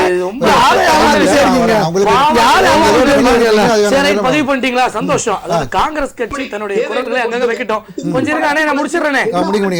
இன்னைக்கு இந்திய நாடு வளர்ச்சியை நோக்கி போகுது. மக்களையும் அந்த மன ஓட்டத்துக்கு கொண்டு வந்துட்டோம். உங்களுக்கு தேச நீரோட்டம் உங்களுக்கு மட்டும் தான் இருக்கா? ஒரே ஒரு கேள்வி. அண்ணே, நீங்க 100 கேள்வி உங்களுக்கு கேட்டு பதில் இல்லாத ஒரே ஒரு கேள்வி. மக்கள் அண்ணே, ஒரு வேடி இருங்க அண்ணே, இத பாருங்க. இது நீங்க அனுமதி திரும்பி 100 கேள்வி 1000 கேள்வி மக்கள் காங்கிரஸை பார்த்து கேட்டு அந்த கேள்விக்கெல்லாம் பதில் இல்லாத கேள்விகளுக்கெல்லாம் சரி பண்ணீங்களா இல்லையா? ஒரு விஷயம் இருங்க. அதாவது சரி பண்ணீங்களா? ஒரு விஷயம் இருங்க. அதாவது ஒரு நிமிஷம். காங்கிரஸ் கட்சி ஆட்சியில் இருந்த காலங்கள் 1000 கேள்வி கேட்ட காலங்கள்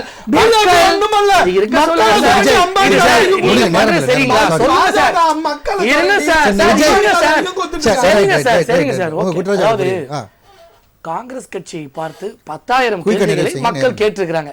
அதற்கெல்லாம் பதிலே சொல்லல. தப்பித்து ஓடியதால் தான் இன்னைக்கு 3 முறை மேண்டேட்டை பிஜேபி கொடுத்திருக்காங்க. ஒன்று. இரண்டாவது, சிலிண்டர் தட்டுப்பாடு சரி பண்ணிட்டீங்களான்னு கேக்குறாங்க. அந்த ஹார்மோஸ் நீர் வழியாக இன்னைக்கு எந்த அளவுக்கு நம்ம தட்டுப்பாடு எல்லாம் பொருள்கள் வந்துட்டு இருக்குது என்பதை சார் நீங்க கண்ணு திறந்து பாருங்க சார்.